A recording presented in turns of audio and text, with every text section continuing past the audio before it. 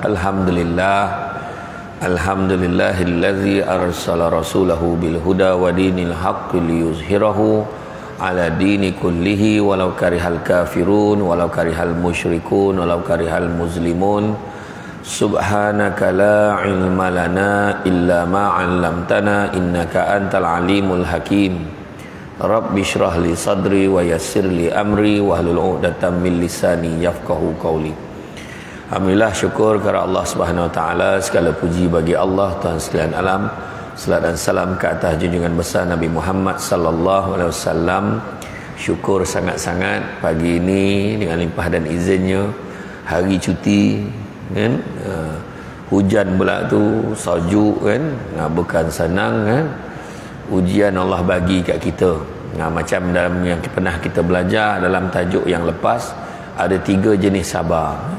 Sabar untuk taat perintah Allah, bukan senang, bukan senang untuk taat perintah Allah. Diuji. Kadang orang tu nak semayang pun diuji kan, malas lah, sejuk. Dugaan subuh tu dah sejuk, tidur sedap, tengah dapat mimpi yang baik kan. Aduh, time ni lah subuh, dia kata kan. Tu sebabnya Nabi sebut pada Sadatina Fatimah, dia kata apa? Bangunlah wahai putriku, janganlah kamu menjadi seperti kebanyakan orang. Bangunlah, kerana sungguhnya Allah mengurniakan rezeki sebanyak-banyaknya hinggalah terbit fajar. Makna kata, bila Nabi sebut jangan jadi seperti kebanyakan orang, Nabi memang dah tahu dah kebanyakan orang tidur time subuh tu. Jadi kita bangun, rezeki Allah banyak. Nak pula ni datang dengan grup pula. Rezeki lepas ceramah ni kan pergi minum sama-sama kan. Ada geng-geng minum kat kedai kopi kadang. Contohlah. Jadi yang kedua, sabar untuk meninggalkan larangan Allah. Lagi tinggi dia punya ganjaran Allah Ta'ala bagi. Yang macam yang pertama tadi, sabar untuk taat perintah Allah, Allah bagi 300 tingkatan darjat pahala. Kalau bersabar untuk meninggalkan larangan Allah, Allah akan kurniakan 600 tingkatan darjat pahala. Tu kan dalam kitab Syafatul Qulub juga yang kita belajar. Makna kata meninggalkan larangan Allah bukan senang. Orang tu dia dah memang daripada muda dia minum arak, suruh berhenti bukan senang. Cuba tengok kawan-kawan yang gila nombor ekor ni, dia beli juga tu, RM1 beli jugalah, janji beli. Nampak? Kena pula tu. Kena sebab Tuhan saja bagi dia kena. Sebab tu ujian untuk orang tu. Ada hamba Allah yang saya kenal, memang hidup dia memang dengan nombor ekor. Kekayaan dalam rumah dia Allah bagi dia. Itu yang disebut sebagai istidraj tu. Allah Ta'ala bagi, kita bimbang tu merupakan istidraj. Allah bagi kesenangan supaya dia terus jauh daripada Allah Ta'ala. Itu yang kita tak nak. Dan yang ketiganya, bersabar dengan ujian dan dugaan. Itu diberikan 700 tingkatan darjat pahala. Itu sebabnya ada orang tanya, kenapa orang yang solat tu ramai yang tak kaya? Dia kata, kenapa orang yang solat tu ramai yang tak kaya? Kalau disusun senarai orang yang kaya dalam Malaysia ni, dalam dekat Asia Tenggara ni, 10 senarai tak atas tu seorang je semayang, yang lain semua tak semayang sebab bukan Islam. Yang tak semayang ni, jadi jawapannya pertama, sembahyang bukan untuk kaya. Pertama. Tapi orang yang kaya belum tentu lagi bahagia. Itu yang kedua. Sebab itulah kalau kita orang yang semayang, kebiasaannya dia bahagia. Sebab apa? Tenteram, tenang. Datang majlis ilmu ni tak adalah rasa kusut nak balik, tak ada. Dia datang dengan tak sabar nak kuliah ni. Lepas tu dah fikir dah malam ni kuliah kat mana pula ni. Dah susun dah tu. Dah ada dah. Dia rasa tenang. Datang masjid dia rasa tenang. Dia rasa lapang hati dia. Macam tu kan. Jadi dalam hal ini makna kata bersabar, nak datang kuliah ni pun sabar. Dan hari ini kita membincangkan tentang bertaubat kan, taubat. Jadi dari sudut bahasa, taubat ni berasal daripada perkataan at-taubah, bermaksud pulang dan kembali. Taubat ni kembali. Jangan risau, dalam nota tu belum ada lagi, sabar. Taubat juga adalah merupakan pengakuan, penyesalan dan menjauhi serta berazam untuk tidak melakukan dosa. Manakala disebut istilah, taubat ialah penyesalan dan menjauhkan diri pada dosa kerana ianya adalah dosa, dan bukannya meninggalkan dosa disebabkan kemudaratan yang berlaku terhadap badan dan harta, tapi dia nak meninggalkan tu sebab untuk diri dia hati dia, kan? Dan sebab azam untuk tidak kembali melakukan dosa sekadar yang mampu. Malahan Imam Al-Ghazali kata, barang siapa yang bertaubat daripada melakukan dosa, teruslah tadah tangan doa, ya Allah, semoga dicabut nyawaku ini sebelum sempat aku mengulangi dosa ini. Macam tu. Macam itulah Imam Al-Ghazali ajar. Kan, kadang-kadang kita dah taubat dah, lepas tu buat lagi. Taubat, buat lagi. Aku taubat lah, aku tak nak mengumpat lagi dah. Jumpa geng, jadi juga. Contohlah, macam tu kan. Jadi, kita tengok kitab ni, bertaubat adalah wajib bagi setiap Muslim. Allah SWT telah berfirman, ya ayyuhallazina amanu tubu ilallahi taubatan nasuha. Yang bermaksud, wahai orang-orang mukmin, bertaubatlah kamu kepada Allah dengan taubat nasuha. Surah At-Tahrim ayat yang ke-8. Taubatan nasuha. Taubatan nasuha ni memang bertaubat bersungguh-sungguh, bukan taubat biasa. Dah lah, aku tak nak lagi dah. Itu taubat. Tapi aku bersungguh-sungguh, berazam tak nak ulang lagi.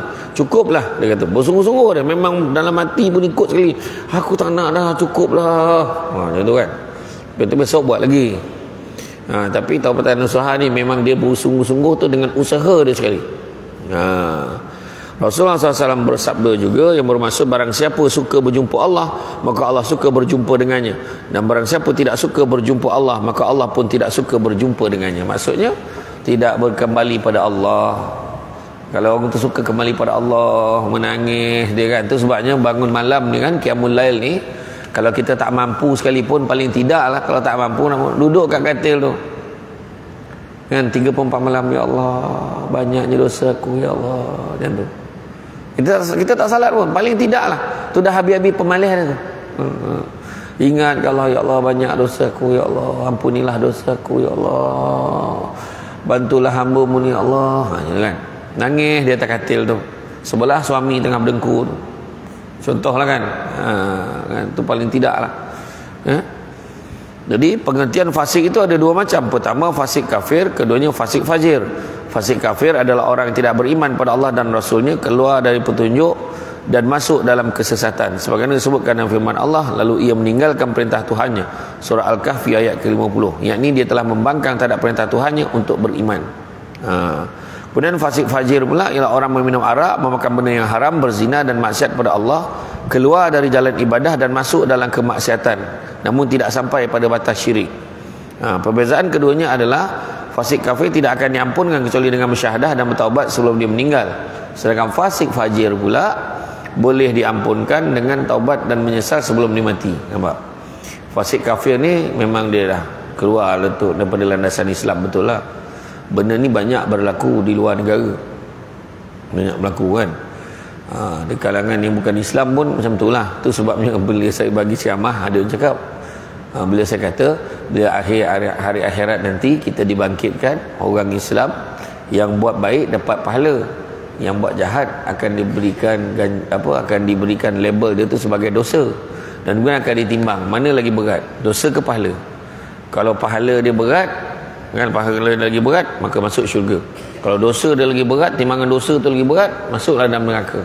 Tapi pada orang yang bukan Islam, timbanglah macam mana, buat baik macam mana pun, dia tetap masuk neraka. Adalah orang tak puas hati. Kata Allah Ta'ala maha adil, maha penyayang, habis takkan dia buat baik tu tak ada ganjaran? Dia kata macam tu soalan dia. Jawapannya, ada tak ganjaran untuk mereka? Ada. Biar itu kebiasaannya, Allah akan bagi ganjaran pada orang yang bukan Islam ni. Allah bagi atas dunia lagi dah bagi kat dia. Kan, tu sebabnya jangan cakap lepas tu dia kata contoh tak adil lah, kampung pula tak adil lagi. Dia kata sebab orang yang bukan Islam macam kita memang dah dapat Islam daripada kecil. Orang tu pula daripada kecil duduk dalam hutan, memang menyembah pokok kerja keluarga ni, contohnya menyembah pokok kan, lepas tu menyembah busut, menyembah dewa, patung-patung. Habis macam mana? Simple aja. Allah Ta'ala tanya dalam Quran, afala ta'qilun, apakah kamu tidak berakal?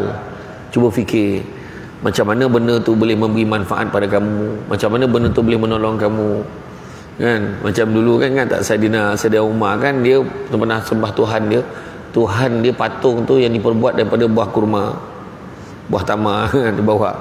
Saat dalam perjalanan dia lapar, dia minta izin dengan Tuhan, boleh tak aku makan kau, aku lapar ni. Sudahnya habis Tuhan makan kan. Jadi macam mana? Jadi dia terfikir, macam mana aku boleh sembah dia? Fikir balik kan. Macam mana sembah? Sedangkan dia sendiri tak boleh nak jaga diri dia. Itulah makna dia kata, mana kata manusia ni diberikan akal untuk berfikir. Itulah bezanya kita dengan makhluk Allah yang lain. Ya.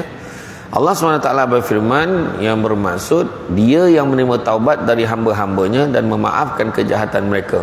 Surah Asy-Syura ayat yang ke-25. Allah menerima taubat. Jangan tahu aku rasa dosa aku besar sangat, Allah takkan terima ni, tak akan terima taubat pada aku ni. Ingat Nabi dah pernah sebut, Nabi beritahu apa? Sesungguhnya dalam hadis qudsi ni, sungguhnya aku sentiasa berada pada sangkaan hamba-Ku. Kalau kita sangka Allah tak ampun kan, memang tak ampun. Sangka baik, semoga Allah menerima taubat aku ni, ya Allah terimalah taubat aku, ya Allah. Senang nak tengok terima taubat ke tak? Tengok tindakan dia selepas dia bertaubat tu. Itu sebabnya orang cakap kan, balik daripada haji terus jadi baik, balik pada Mekah terus jadi baik, lagi baik daripada sebelumnya, rajin pergi masjid. Ada harapan tu, ada harapan tu, maknanya ibadah dia tu diterima. Balik lebih kurang sama kan, lagi jarang ni masjid contoh kan, tu tak adalah tu. Jadi dia sendiri, kita bukan kita labelkan orang tau, jangan kita pula labelkan orang, oh maknanya amalan dia tak terima tu, kita tak tahu. Tetapi dia sendiri, kita kalau kena pandang diri sendiri, aku ni balik daripada umrah ni lebih kurang je aku, maknanya jangan-jangan ibadah aku tak diterima tak, macam tu. Dia sendiri fikir macam tu. Itu sebabnya macam kita tengok orang kan, orang bagi sumbangan, dia masukkan dekat dalam media sosial, ini semua menunjuk ni, kita tak tahu dalam hati orang. Jangan macam Ustaz Abid Liu tu lah, dia bagi sumbangan sana, bagi sumbangan sini, pergi luar negara apa semua. Ada orang kecam, ini semua menunjuk ni, ini semua riak ni. Jangan, kita tak tahu. Sebab dalam Al-Quran pun Allah Ta'ala dah beritahu, kalau bagi secara terang-terangan dengan niat dapat memberi contoh yang baik pada orang lain, maka dia baik bagi kamu. Tapi kalau kamu bagi secara sembunyi-sembunyi, maka ia lebih baik buat kamu. Maka kita tak tahu, kalau dia memang niat dia supaya orang lain pun ikut langkah dia, mana kita tahu kan. Jangan nak ambil alih kerja malaikat, jangan nak ambil alih kerja Tuhan. Sangka baik je, orang buat baik, dia sumbang seekor lembu, dia sumbang 3 ekor lembu korban gitu, hebat tu, nak belagak tu. Kita pula cakap, mana kita tahu. Kalau kita tengok senarai korban tu, senarai korban kan, cuba tengok, termasuklah yang ada kat sini, yang ada kat sini, yang ada masuk korban, betul tak? Boleh kata kebanyakannya senarai bulang tiap-tiap tahun. Kita keluarga kita dah biasa masuk, kita masuk lagi, kita masuk lagi, tahun depan tu kalau boleh tambah lagi. Sebab apa? Sebab kita dah mula rasa kelazatan dia. Tapi bayangkan orang cakap, belagak tu nak tunjuk dengan orang, la ilaha illallah kan. Memang ada orang macam tu. Tapi itu pun ujian. Ujian tu nak tengok sejauh mana kita ni. Tak adalah, aku bukan apalah, aku ikhlas. Kita cakap tak ikhlas lah. Dia sebenarnya tu ujian. Tuhan saja datang dengan orang macam tu, nak tengok ketahanan diri kita. Biarlah orang nak cakap-cakap lah, aku ada Allah, Allah yang tahu, Allah tahu aku buat apa. Macam itu saya masuk kan, ada satu daerah tu saya masuk, adalah beberapa tempat saya masuk, tapi yang satu tu dekat Limbang. Rupanya kebau lagi murah daripada lembu kat Limbang. Di Limbang susah nak jumpa lembu, kebau banyak. Bayangkan seekor kebau 5,500. Dekat sini mana dapat kebau 5,500, ini kebau 7,000, 8,000. Tu nak tunjuk beza. Dia kata, apa murah sangat kebau tu? Ya Ustaz, sekolah agama tu. Lepas saya tanya, kalau contoh korban ni saya masuk lah, masa tu dekat-dekat nak korban lah, dah beberapa minggu nak hari korban. Saya kata, saya ambil lah seekor, saya sumbang kat sekolah ni. Betul Ustaz? Betul, ambil lah, mak murah. Masuk bahagian. Ustaz nak bagi siapa? Kau bagilah, mana orang susah tu bagi je. Dan tu Limbang ni dia sempadan dengan Brunei, kecil je tempat dia. Ingat dalam sejam habis kot satu limbang round kat sana. Macam tu lah. Lepas tu yang bestnya dekat sana ramai orang Brunei datang. Orang Brunei suka shopping sana, murah kan. Jadi barang-barang kat situ murah kan. Macam tu lah. Siapa yang berniaga nasi ayam penyet, berniaga kedai apa semua, memang laris lah sana. Sebab orang Brunei rajin datang sana. Jadi kadang kita tak tahu kan? Jadi jangan kita nak ambil alih kerja Allah. Kita nampak orang tu tak adalah, bertaubatlah kan? Orang ni tak bertaubat ni, orang ni perangai, kita tak tahu dalam hati orang. Ni untuk diri kita, pesanan untuk diri kita, ya. Dan Rasulullah SAW juga bersabda, orang yang bertaubat dari dosa bagaikan orang yang tidak berdosa. Orang yang bertaubat dari dosa bagaikan orang yang tidak berdosa. Maknanya Allah cuci kesalahan yang ada dalam diri kita. Diceritakan bahawa jika seseorang itu berdosa, dituliskan dosa itu dalam buku catatan, dan ketika satu hari ia berdosa lagi, maka dibukalah buku itu untuk mencatatnya, dan di situ pasti terdapat firman Allah, maka Allah akan menggantikan kejahatan mereka dengan kebaikan. Surah Al-Furqan ayat yang ke-70. Yakni tempat syirik digantikan dengan iman, zina akan digantikan keampunan, dan tempat maksiat akan digantikan dengan taat. Diceritakan bahawa Umar Al-Khattab berjalan-jalan di pinggir kota, melihat seorang pemuda membawa botol disorok di balik bajunya. Lalu Umar berkata, wahai pemuda, apa yang kau sorokkan di balik bajumu? Sebenarnya ia membawa arak, namun takut untuk mengatakannya. Maka dalam hatinya berdoa, ya Tuhanku, jangan engkau beri aku malu di hadapan Umar, jangan engkau bukakan rahsiaku kepadanya, aku berjanji tidak akan minum arak selamanya. Kemudian pemuda itu berkata, wahai Amirul Mukminin, yang aku bawa ini adalah cuka. Lalu Umar berkata, cuba bawa ke sini, aku nak lihat. Kemudian pemuda itu mengeluarkannya dan diperiksa oleh Umar, dan ternyata memang benar arak itu bertukar menjadi cuka. Nak tunjuk orang dulu-dulu lain. Allah Ta'ala tahu bagi je, tolong. Itu bahagian lah kan. Orang dulu-dulu kita ni macam mana, tak dapat bertukar tu. Kalau curi adalah barang curi situ dah, tak ada hilang tu kan. Tak dapat bertukar jadi kicap dah. Sebab ilmu kita ni tak sama. Orang dulu-dulu lain, amalan dia lain. Kita istighfar berapa kali sehari, minta ampun dengan Allah berapa kali sehari istighfar. Kalau lepas mayang kadang 3 kali, astagfirullahalazim, astagfirullahalazim, astagfirullahalazim. So doa. Kat masjid pun menyentuh astagfirullahalazim, la ilaha illa wal hayyul qayyum wa atubu ilaih. Ada 3 kali. 3 kali ke 5, 15 kali sehari. Sahabat berapa? Sahabat kurang-kurang 70,000 kali sehari. Macam mana? Sebab apa sahabat-sahabat buat 70,000? Kebanyakan ni yakin bila kita istighfar, dia yakin Allah akan makbulkan apa dia nak. Itu yang seorang pembuat roti tu kan, kita tahu kan. Kita tahu Imam Ahmad bin Hanbal kan? Kita tahulah kan. Dia seorang yang hebat, seorang yang hebat amalannya kan? Kita tahu macam mana satu hari yang penebar roti ni, Imam Ahmad bin Hanbal pergi ke satu masjid, dia nak tidur di sana, dilarang, dihalang, tak boleh tidur dekat sini, tak ada ke tempat aku nak tidur. Tiba-tiba datang seorang penebar roti tu, dia penguli roti, pembuat roti, dia kata, tak apalah, tidur je dekat rumah aku, tidur kat rumah aku. Dia kata, tak apa ke, tak menyusahkan ke? Tak apa, mari tidur kat rumah aku. Dia pun bagi wajah, rumah aku biasa je, tak apa, terima kasih. Dia kan, dia bawa musafir sana kemari, Imam Ahmad bin Hanbal ni, tapi dia tak tahu.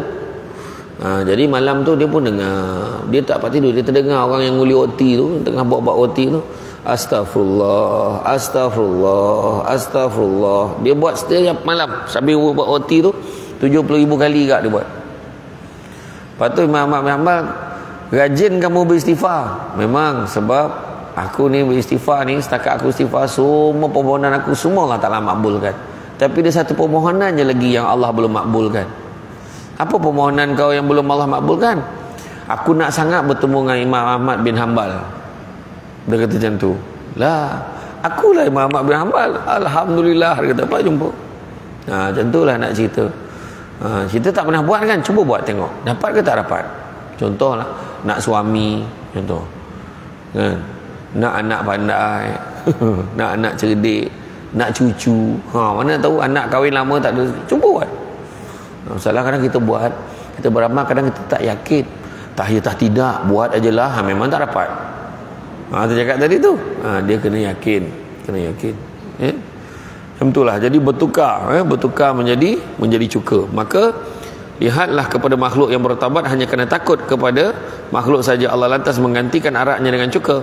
Kena tahu keikhlasan dia bertaubat. Maka seandainya orang yang melakukan kejahatan, ia lantas bertaubat nasuha dan menyesali dosanya, tentu Allah akan menerima taubatnya. Allah akan menukar arak kejahatan kepada cuka ketaatannya. Tersebut pula dari Abu Hurairah radhiyallahu anhu, dia berkata, pada satu malam setelah solat Isya aku keluar bersama Rasulullah SAW. Ketika berjalan aku berjumpa dengan seorang wanita. Dia berkata, wahai Abu Hurairah, sesungguhnya aku telah melakukan dosa. Apakah aku masih boleh bertaubat? Kemudian aku tanya dia, apakah dosamu itu? Dia berkata, aku telah berzina dan membunuh anakku hasil dari zina. Lalu aku berkata kepadanya, terlaknatlah engkau, demi Allah taubatmu tidak akan diterima. Masa tu terkejutlah dengan kesalahan yang dia buat tu, kan? Jadi lalu wanita tu keluar dengan hati sedih dan pergi. Maka aku terfikir dalam hatiku, mengapa aku berfatwa sedangkan Rasul berada di samping kami? Maka aku segera pergi menemui baginda. Abu Hurairah itu cakap yang tu, kan? Terlaknatlah engkau, sesungguhnya Allah tak akan menerima taubatmu. Sedih perempuan tu. Jadi dia jumpa Rasulullah. Dia kata, maka Rasulullah pun menjawab, engkau sudah salah. Apakah engkau tidak mendengar ayat, dan orang-orang yang tidak menyembah Allah, yang tidak menyembah Tuhan yang lain bersama Allah, maka Allah akan mengganti kejahatan mereka dengan kebaikan. Surah Al-Furqan ayat 48 hingga 70. Kemudian aku keluar dan berkata, siapa boleh menunjuk kepada wanita yang bertanya kepadaku tentang satu masalah? Lalu anak-anak berkata, dia telah gila wahai Abu Hurairah. Namun ku cari dia sampai bertemu dan aku kabarkan kepadanya bahawa taubatnya masih boleh diterima. Lalu dia menjerit kegirangan sambil berkata, aku ada kebun, maka aku sedekahkan ia kerana Allah dan Rasulnya. Kegembiraannya sebab taubatnya itu diterima. Dia rasa dosa dia itu takkan diterima. Bayangkanlah, ya. Kemudian riwayat dari Utbah Al-Ghulam radhiyallahu anhu, dia termasuk ahli fasik dan fujur, terkenal suka membuat onar dan minum arak. Pada satu hari dia masuk ke majlis Hasan Al-Basri saat beliau sedang membaca tafsir ayat, belumlah tiba waktunya bagi orang-orang yang beriman bahawa tunduk hati mereka untuk mengingati Allah. Surah Al-Hadid ayat 16. Nasihat yang diberikannya amat mengetuk hati hadirin sehingga mereka menangis. Pernah ada seorang pemuda berdiri seraya berkata, ya Syekhul Mukminin, adakah Allah menerima taubat seorang fasik fajir seperti aku ini? Lalu Syekh menjawab, benar, Allah akan menerima taubat atas kefasikan dan kebiadabanmu. Ketika Utbah Al-Ghulam mendengar ucapan itu, wajahnya nampak girang, tubuhnya gemetar, menjerit dan jatuh pengsan. Ketika dia sedar, Hasan lalu mendekatinya lalu membacakan syair, wahai pemuda yang maksiat kepada Rabbul Izzati, tahukah engkau balasan orang yang derhaka? Baginya neraka syair penuh gemuruh jala api. Ya hari tidak boleh berbuat apa-apa lagi. Jika tahan api neraka, berbuatlah derhaka. Jika tidak, tinggalkannya sahaja. Atas dosa yang telah engkau perbuat, hapuskanlah sungguh-sungguh dengan bertaubat. Macam tu dia kata, kan? Mendengar syair itu kembali Utbah menjerit dan jatuh pengsan lagi, kan? Dan ketika telah sedar dia berkata, wahai Syekh, apakah Allah menerima taubat orang hina seperti aku ini? Manusia berkata, apakah diterima taubat hamba yang membuat maksiat selain Tuhan yang Maha Pemaaf? Lalu pemuda itu menghadapkan kepalanya ke langit dan memanjatkan 3 buah doa. Pertama dia berkata, ya Tuhanku, jika engkau terimakan taubatku serta mengampuni dosaku, muliakanlah aku dengan faham, dengan hafalan, dan hingga aku hafal setiap ilmu dan ayat yang aku dengar. Kedua dia berkata, ya Tuhanku, muliakanlah aku dengan memiliki suara yang bagus sehingga orang yang mendengar ayat dariku bertambah iman dan hatinya meskipun dia berhati keras. Ketiga dia berkata, wahai Tuhanku, muliakanlah aku dengan rezeki yang halal, berikanlah aku rezeki dari sesuatu yang tidak kuduga. Dan Allah mengabulkan semua doanya sehingga bertambahlah kefahaman dan hafalannya. Ketika membaca Al-Quran, maka sedar dan bertaubatlah setiap orang yang mendengarnya. Setiap hari di rumahnya ada segelas minuman yang lazat dan 2 potong roti. Tidak seorang pun tahu siapa meletakkannya sehinggalah dia meninggal dunia. Demikianlah ini keadaan orang yang bertaubat kepada Allah. Sungguhnya Allah tidak mensia-siakan pahala orang yang buat baik. Yang bayangkan, setiap hari ke rumahnya ada segelas minuman lazat dan 2 potong roti. Tak tahu siapa bagi, setiap pagi ada. Itu rezeki daripada jalan yang tidak disangka-sangka. Bila kita bertaubat, ada rezeki Allah bagi kat kita. Tu ada orang kadang-kadang dia berlakon dia tak tutup aurat, lepas tu dia dapat hidayah, dia kata dapat gambaran, dia rasa dia nak berubah, dia pun tutup aurat. Lepas tu mulalah dia mula rasa, dia terasa yang job dia kurang. Orang dah tak offer dia berlakon lagi dah. Ada yang U-turn balik, buka tudung balik. Kan? Ada orang macam tu. Makna dia tak yakin dengan rezeki Allah. Dengan rezeki Allah dia tak yakin. Saya dulu jadi pengarah undang, kan? Gaji tetap dah ada, kan? Ada ni, kau tak berhenti, so kau tak ada gaji tetap tau. Benda ni belum tahu lagi kata. Apa kita yakin kita buat benda baik, kan? Lagi satu, mak saya cukup marah tu, kau jangan demand. Dia dengar je ada orang cakap je, saya di mana, saya kena marah dengan mak saya dulu, bukan orang lain. mak saya di sekolahan dulu. Kau dengar kau di Mendiman sekarang? Oh, mana ada? Kena marah kan. Tak ada. Iya. Kadang-kadang orang cakap pergi jauh-jauh. Dia kata pergi ceramah jauh-jauh, orang tu bayar 500, orang tu bayar 300. Macam mana tu? Dia kata kan. Saya kata apa pula? Kalau dulu boleh, kenapa sekarang tak boleh? Saya kata kan. Tapi tengoklah, susunlah ikut ke yang contohnya kadang ada orang tak faham. Sedangkan kita ni susun jadual ni macam mana? Contohnya kalau kebetulan memang saya dekat Perak, bolehlah selitkan. Contohnya kan, orang nak minum selitkan lah. Tak boleh lah kalau Perak tiba-tiba pergi Johor, lepas tu pergi pula Kelantan, macam mana? Kan bukan naik jet pejuang. Sekejap dah boleh sampai kan, naik helikopter kan. Teruk kadang. Ada juga kadang jadual macam tu terlepas. Malam tu dekat Kuala Ketil baling, esok pagi tu Kuantan. Wah, bayang malam tu habis pukul 10. Esok pagi tu kat Kuantan. Naik kereta, drive. Sampai dekat Kuantan azan subuh. Azan subuh pun sampai kat hotel kat Kuantan. Ceramah aku 9 pagi. 2 jam ke tidur. Lepas tu dekat Kuantan, petang tu dekat Pekan. Tak pernah kat Pekan. Malam tu berlimau. Wah, macam mana tu? Macam tu lah ayat tu. Tu mak saya kata aku tak nak dengar jadual kau ni. Penat aku tu. Mak pun penat. Dengar jadual penat lah. Tu betul orang cakap. Lepas tu ada orang tanya saya, Ustaz makan suplemen apa? Kan ceramah kan saya ceramah hari-hari. Pagi, petang, malam, pagi, petang, malam ada je ceramah saya kan. Suplemen saya tidur ya, saya kata. Naik kereta tu hilang lah. Tidur. Macam tu lah. Lagi satu lagi, saya punya suplemen saya, tengok orang senyum tu okey lah tu. Orang senyum tu okey tu lah suplemen saya. Apa susah kan? Lagi satu, jangan susah hati buat macam mana. Masalah mana boleh tak ada masalah, mesti ada masalah kan. Tayar bocor, biasa pernah tayar pancit, pergi tukar tayar, buat macam mana? Kalau marah-marah bukan jadi masuk angin, tiba-tiba masuk angin kat dalam tayar tu kan. Macam tu lah.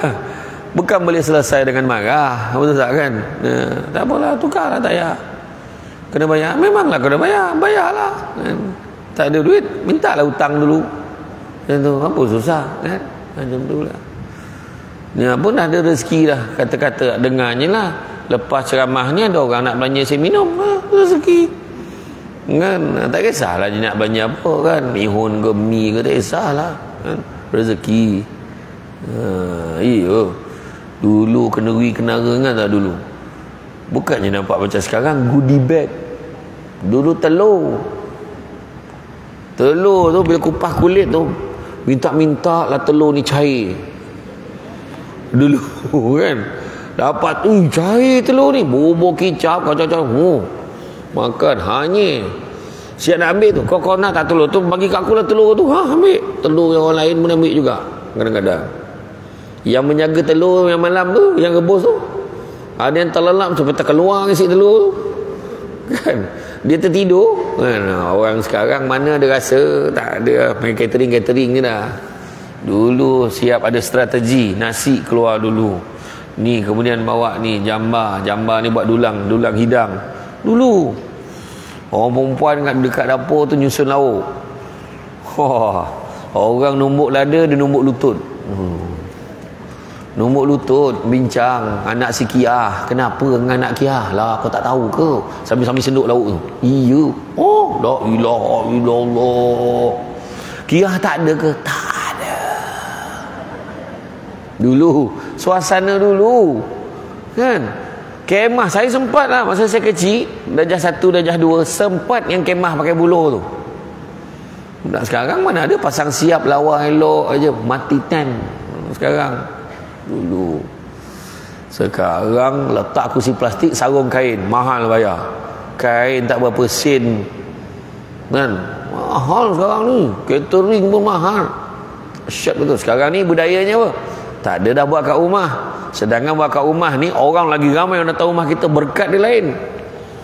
Biarlah sempit pun, sekarang semua cik dewan.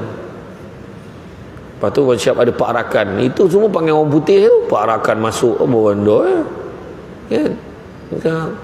Lepas tu belum cerita lagi dah lah berarak masuk, semua orang tengok. Perempuan tu nak pakai baju lengan dia jarang. Sekarang dia perangai dia pula. Dia pakai apa nama? Apa? Lace apa? Saya tu pun tak pandai mana tu. Lepas tu bulu mata Dah macam talian singa lah kan. Macam tu. Itulah. Lepas tu make up lah. Tu terlampau bayar make up beribu, 1,500, 2,000 bayar tukang make up tu. Kita tengok pun macam sesumpah. Dia ni lelaki ke perempuan? Tengok, nak kata lelaki kan macam ada dada. Tapi tengok bila suara, alah okeynya. Alah, suara jantan. Janganlah buat maksiat macam tu. Maksudnya ayah kita kalau payah sangat suruh bapak tu je tabur bedak sejuk tu. Macam tu ya. Ratakan. Macam tu bagi bapaknya buat. Kan? Bukannya beria sangat. Jadi nampak putih cerah sudahlah. Kan? Entah. Sekarang sampai boleh sampai situ cerita tadi. Aduh, sampai kenduri buat cerita kan. Okey. Kemudian ada sebahagian ulama ditanya, apakah seseorang itu tahu bahawa taubatnya diterima atau ditolak? Lalu ulama itu menjawab, tidak ada kepastian dalam hal itu, akan tetapi ada tanda-tandanya. Bagi orang yang diterima taubatnya, dia akan sentiasa menjaga dirinya dari maksiat. Dalam hati seolah tidak ada kegembiraan dan sentiasa mengingati Allah. Dia suka bergaul dengan orang soleh. Nampak tu? Bagi orang yang taubatnya, dia akan sentiasa jaga dirinya daripada maksiat. Dalam hati seolah tidak ada kegembiraan dan sentiasa mengingati Allah. Dia suka bergaul dengan orang-orang soleh dan menjauhi orang yang fasik. Ya. Orang tak semayang, orang tak, dia tak rapat dengan orang tu. Dia rapat dengan orang yang baik-baik je. Dia menganggap terbanyak terhadap dunia yang sedikit, tapi dia menganggap sedikit terhadap amal akhirat yang banyak. Hatinya sentiasa terpaut dengan sesuatu yang telah diwajibkan Allah atas dirinya. Dia jaga mulutnya, selalu berfikir, bersedih dan menyesal atas dosa yang telah dilakukan. Macam tu. Tu sebabnya kadang kita tengok orang yang baru dapat hidayah, dapat Islam kan, menangis dia, mengenangkan kejahilan dia dulu. Kan? Dia bersyukur, menangis dia dapat nikmat Islam. Menangis dia. Allah, syukur aku dapat nikmat Islam ni. Kalau aku tak dapat nikmat Islam ni, macam manalah Allah seksa aku nanti. Bayangkan dia fikir tu. Saya pergi buat umrah sekali tu, saya pergi tahun bila? Banyak tahun sebelum PKP ni pergi. Ada 2 beradik Cina mu'alaf. Dia masuk Islam kan, dia kata, Ustaz, kami alhamdulillah 5 beradik, 3 dah masuk Islam. Kami tak risaulah adik-beradik tu, kami doa mudah-mudahan dia terbuka hati dia, tapi kami risaukan mak kami ni. Ustaz, doa lah Ustaz, mudah-mudahan mak kami terbuka hati dia nak terima Islam. Buat masa ni kata, tak apalah, aku tak payah masuk Islam pun tak apa, kau tanam je aku macam orang Islam. Dia kata macam tu. Tak boleh lah kan. Jadi tu dia tolong Ustaz, doa lah. Dia kata doa lah, kita doa lah sesama. Sebab hidayah tu milik Allah. Kita ingat kan, kita ingat lagi kan bapa saudara Nabi pun macam mana kan. Nabi macam mana kan, semua hak Allah tu nak bagi hidayah tu kan. Tapi kita boleh usaha. Jadi apa-apa pun, kalau kita tengok apa saya nak bagi ni adalah rukun-rukun taubat. Hukum bertaubat apa? Hukum bertaubat adalah wajib. Hukum bertaubat adalah wajib, iaitu dalam surah dalam firman Allah dalam surah An-Nur, Allah Taala beritahu, dan bertaubatlah kamu sekalian kepada Allah wahai orang yang beriman supaya kamu berjaya. Okey. Nak berjaya dalam hidup kena banyak bertaubat. Rukun-rukun dan syarat taubat ada 3. Pertama, meninggalkan dosa dan maksiat. Itu satu. Itu merupakan bukti seriusnya, bukti kita bersungguh-sungguh untuk bertaubat. Tinggalkan dosa dan maksiat. Kedua, mengakui kesalahan dan menyesali perbuatan itu. Ini berarti orang yang bertaubat mesti ada rasa dalam diri dia menyesal. Kenapalah aku buat benda ni dulu? Kenapalah? Ingat tak yang ada kes baru-baru ni yang tak apalah, sekejap saya habis dulu kan, terlupa kan. Yang ketiga, bertekad untuk tidak mengulangi dosa.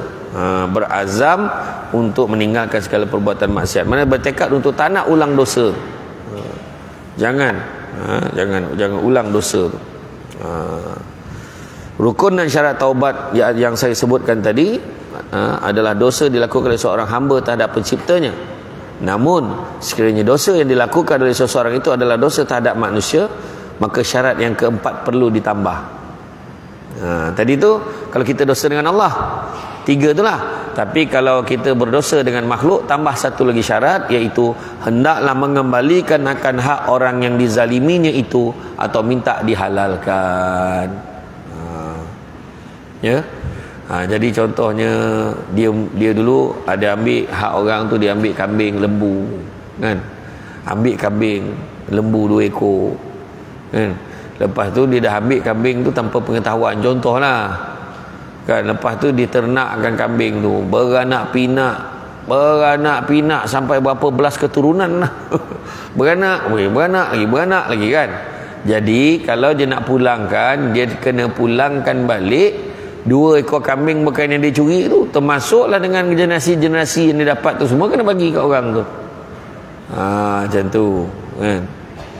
Dia sebenarnya, saya nak bagi tahu tadi, sebenarnya kalau kita ni buat dosa ni, kadang-kadang kita tak sedar. Sebab apa? Sebab syaitan memang menghasut kita. Syaitan tujuan dia memang akan hasut, dan bila dah buat, dia tinggalkan kita. Mana aku tahu dia yang buat, dia kata. Dia hasut aja, yang buat bukan aku. Itu sebab kebanyakan orang, dia akan kenapalah, dia menyesal, kenapalah aku buat benda tu.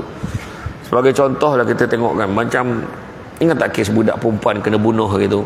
Dia kena bunuh, dia kena belah perut dia, keluarkan janin, kena bakar, dengar je kan. Sebenarnya orang yang buat tu mesti akan nyesal. Masa dia buat tu, syaitan menguasai diri. Kau buat lagi, kau bunuh, kau belah perut dia tu, kau keluarkan janin, dia buat. Kau bakar dia, tengok elok lagi, kau bakar lagi. Dia pun bakar. Tengok tak hancur, dia bakar lagi. Lepas bakar, polis tangkap. Masa tangkap lah, masa itulah syaitan tinggalkan dia. Bila syaitan tinggalkan dia, masa tu berfikir, kenapalah aku buat sampai macam tu sekali? Tak pasal-pasal aku dah masuk ke dalam, tak pasal-pasal aku mungkin, contoh lah, macam tu lah. Tu yang kadang-kadang kita marah bergaduh dengan orang kan, bergaduh, maki hamun semua keluar kan, malam tu kita lepas semayang fikir, kenapalah aku maki orang tu macam tu sangat?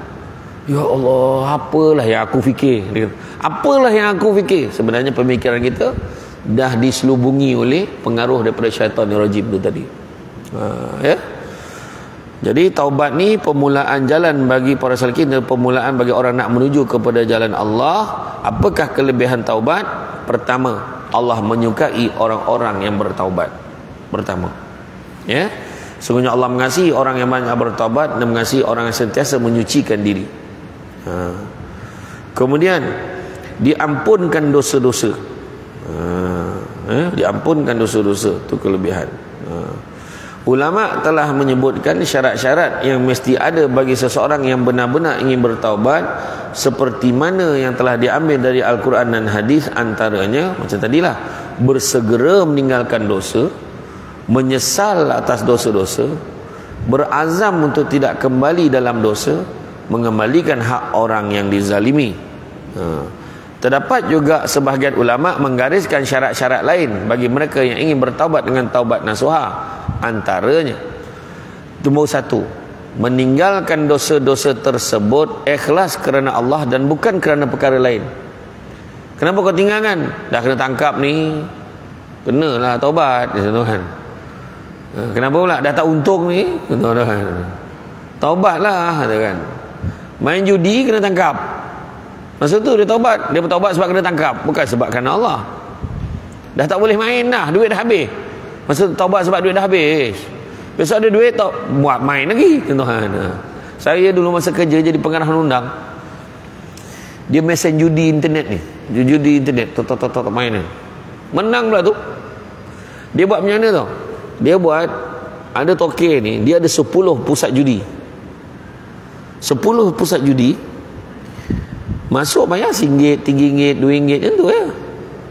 Menang 100, main lagi menang 1000, kan? Tapi dia buat macam mana tau? Dalam 10 tempat tu, contohlah ada satu tempat, 10 tempat ni termasuklah satu kat Batu Gajah, contoh ni tak ada kan, contoh.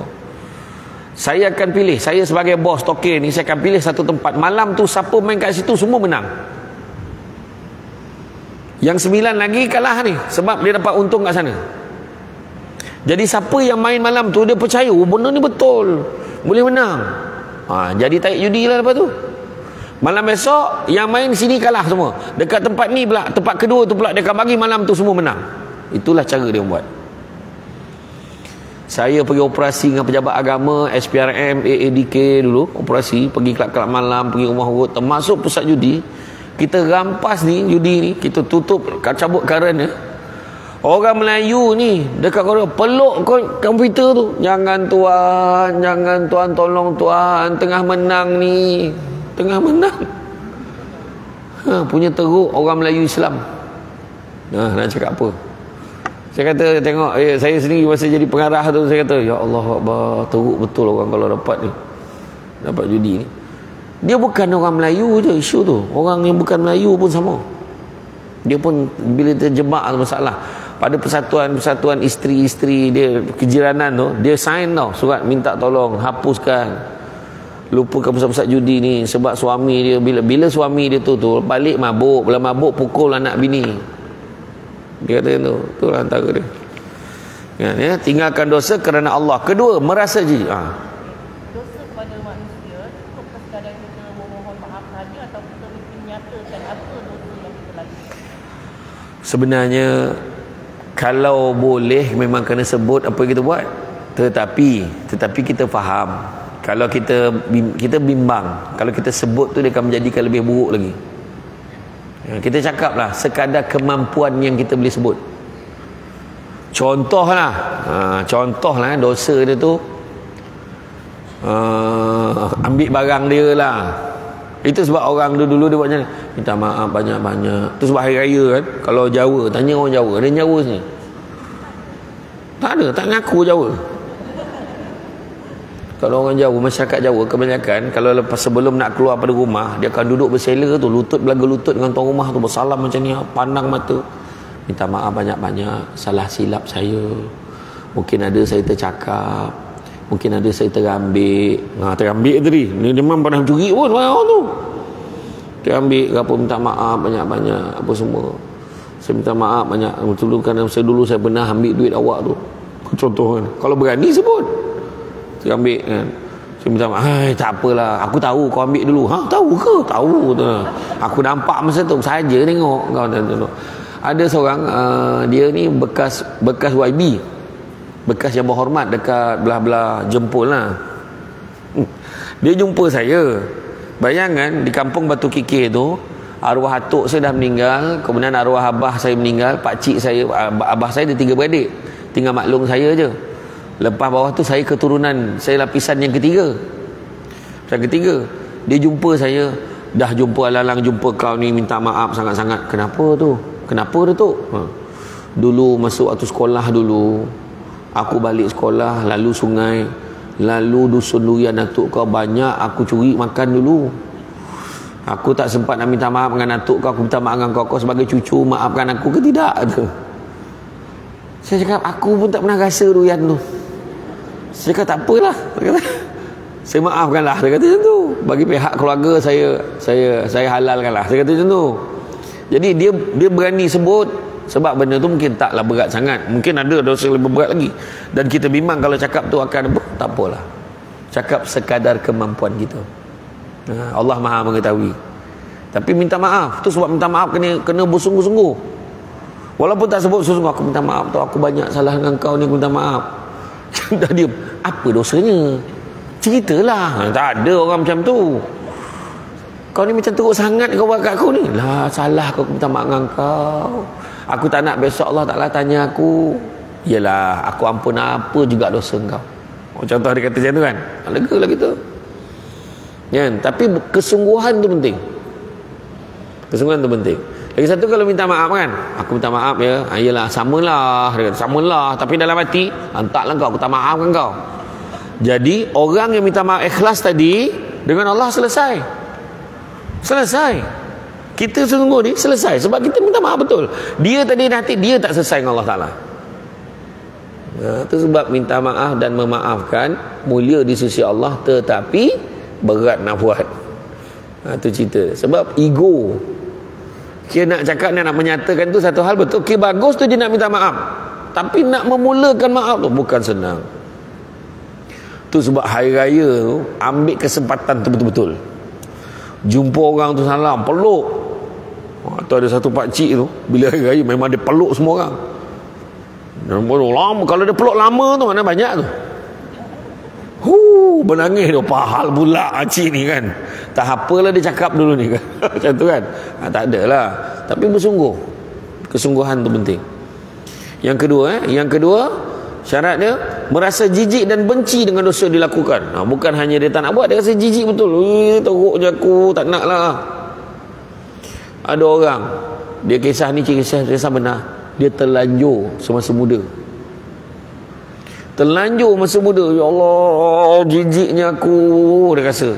Tapi benda tu dia tak boleh cerita dengan suami dia. Kata perempuan lah kan, dia kalau cerita dengan suami dia, tengok benda tu aib dia, jangan buka. Jangan sesaja buka. Bang, saya demi kasih sayang saya nak terang dengan abang, saya rasa tak settle. Jangan, Allah dah tutup aib tu, jangan dibuka. Macam tu.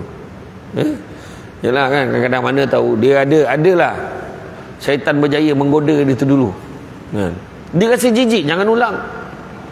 Jijik dia, teruknya aku, kenapalah aku boleh buat benda-benda macam ni, Allah gitu kan. Kan dia pandai lah tu. Masa dia buat tu, dia kan buat kat Malaysia, dia buat kat Thailand. Dia buat kat negara luar, dia rasa orang tak nampak dia, orang tak kenal dia, dia buat kat sana. Contohlah. Ketiga, bersegera melakukan taubat nasuha. Keempat, merasa takut dan risau. Dia kata, aku takutlah aku ulang balik benda tu. Senang aja, kalau tak nak ulang benda tu, jangan bercampur dalam persekitaran yang akan menyebabkan kita ulang balik dosa tu. Ingat tak, ada seorang, saya tak nak sebutlah siapa, ada satu hamba Allah ni, dia dulu dah elok-elok ada senapang, sibuk nak jadi perempuan. Bila dah jadi perempuan,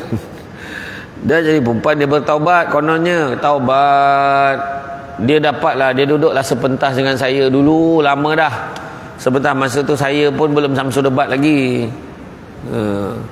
Dia duduklah sebentar dengan saya. Dia kata dia bertaubat. Dia dengar bisikan azan subuh lah, apalah. Walaupun surau masjid tak ada dekat-dekat situ, dalam hutan dia boleh dengar bunyi azan subuh. Tapi masalahnya dia masih berkawan dengan orang-orang macam tu. Tak lama tu jadi dia balik. Malahan lagi teruk daripada yang pertama tu. Bayangkan lah. Duit banyak. Orang macam ni, Allah bagi dia duit banyak. Apa benda dia tak boleh beli dalam dunia ni, semua dia boleh beli. Tengok macam mana tu saya kata tadi. Duit banyak bukannya jaminan bahagia. Tak. Kita yang datang ni hari ni, ada yang tak dapat duit ni, terlupa dia kata, tertinggal dia kan. Orang okey je, ada je kan. Kan di rumah ketua kan ada orang belanja. Contohlah kan, rezeki tak ada, bahagia je hidup, masalah. Arwah atuk saya dulu, nama saya Syamsul Amri bin Haji Ismail. Arwah abah saya Ismail bin El alias Lebay alias. Arwah atuk saya, Atuk Lebay ni tak kerja, tapi dia lah imam, dia lah bila kedui kenara dia baca doa selamat. Ada je rezeki orang bagi kat dia kan. Dulu bagi RM5 besar dah tu, RM5, RM2, RM3 kan. Itulah bawa. Lepas tu bawa cucu naik basikal pergi makan tercanai. Bawa saya dulu pergi makan tercanai. Ya, kat Batu Kikir Jambatan Bosi. Bosi pun dah tak nampak lah, semua dalam jalan dia kan. Dulu iya kan, ada rezeki Allah bagi. Kemudian cuba mendapatkan kembali hak-hak Allah. Contohnya zakat, solat yang kita dah tinggalkan dulu tu, hak Allah tu kembalikan balik, buat balik. Kalau boleh kodok, kira balik pada yang tak boleh bayar tu, kira balik berapa patut bayar. Ada staff saya dulu dah berhenti dah, dia tinggal puasa semenjak yang dia ingat, seingat dia kata daripada dia umur balik tu memang dia tak puasa dah sampai umur 30 tahun. Kira-kira 8,000 lebih ke 9,000 lebih dia kena bayar balik fidyah tu, dia kena bayar kan, yang dia tinggalkan tu. Jangan tu. Soalan yang biasa bermain dekat kepala kita, adakah Allah akan terima taubat aku? Aku ingin bertaubat tapi dosaku terlalu banyak. Aku masih belum meninggalkan perbuatan keji dan maksiat aku lakukan. Aku telah melakukan maksiat ini sejak aku masih kecil sampailah sekarang. Aku mencuri, aku berbohong, aku tinggalkan solat, aku tak bayar zakat. Dosa aku terlalu banyak hingga aku tidak yakin bahawa Allah akan mengampunkan dosa-dosa aku. Maka firman Allah SWT, katakanlah wahai hamba-hambaku yang berlebih-lebihan terhadap dirinya. Kan? Qul ya ibadiyallazina asrafu ala anfusihim la taqnatu min rahmatillah. Innallaha yaghfiru dzunuba jami'a innahu wal ghafurur rahim. Surah Az-Zumar ayat 53. Itulah jawapan dia. Wahai hamba-hambaku yang berlebih-lebihan terhadap dirinya, melampaui batas terhadap dirinya. Dia sendiri yang buat jahat tu, dia sendiri buat teruk, buat dosa pakai sikit-sikit. Kan? La taqnatu min rahmatillah, jangan putus asa dengan rahmat Allah. Innallaha yaghfiru dzunuba jami'a, sungguhnya Allah nak ampunkan dosa-dosa kesemuanya. Jami'ah, semua sekali Allah nak ampunkan ni.